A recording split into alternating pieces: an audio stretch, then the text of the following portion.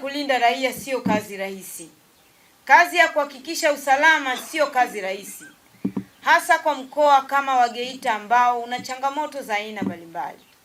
Geita ina changamoto za muingiliano wa watu kutoka ndani na nje ya nchi, hasa kwa ajili ya shughuli za machimbo. Lakini pia tuna shughuli za uvuvi ambazo zinaleta wageni kwa kupitia ziwa letu la Victoria ambalo na sisi mkoa wa Geita tunayo maeneo ambayo yana hayo maji ambayo nayo yanaleta watu kutoka sehemu mbalimbali. Lakini pia shughuli za kilimo na zenyewe zinaleta mkusanyiko wa watu. Kwa Geita umekuwa na changamoto mbalimbali ikiwemo mauaji, unyang'anyi wa kutumia silaha, lakini pia changamoto za ukatili wa jinsia. Tumekuwa tukishuhudia mauaji ambayo yanatokana na ukatili, chanzo kikiwa wivu wa mapenzi, lakini watoto kufanyiwa ukatili mpaka hatimaye kufa.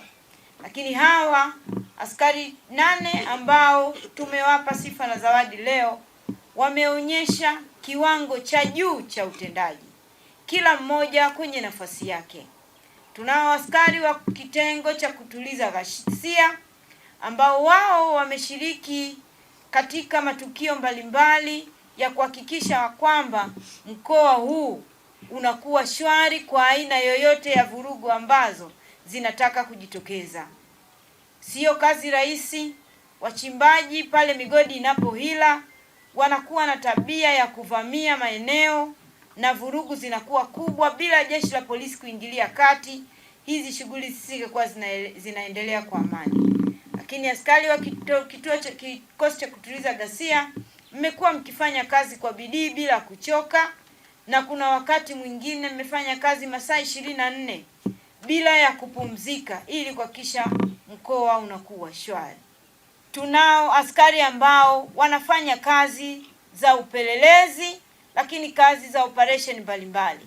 Hatuwezi kutaja aina ya kazi askari aliyofanya, lakini askari hawa wamefanya kazi kubwa sana, na leo hii Geita 2024 2025 tulikuwa tunashika nafasi ya 3 kwenye matukio makubwa ya mauaji na unyang'anyi wa kutumia silaha.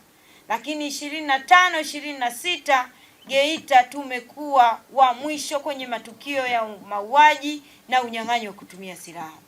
Kwa hiyo hawa wachache ambao tumewapa zawadi leo wanawakilisha wale wote ambao wamefanya kazi kubwa za kioperation za wazi na za siri kuhakikisha kwamba mkoa huu unaendelea kuwa shwari, na hatimaye wale wahalifu wakubwa wanatiwa nguvuni na sheria zinachukua mkondo wake na mkoa wa Geita unaendelea kuwa shwari.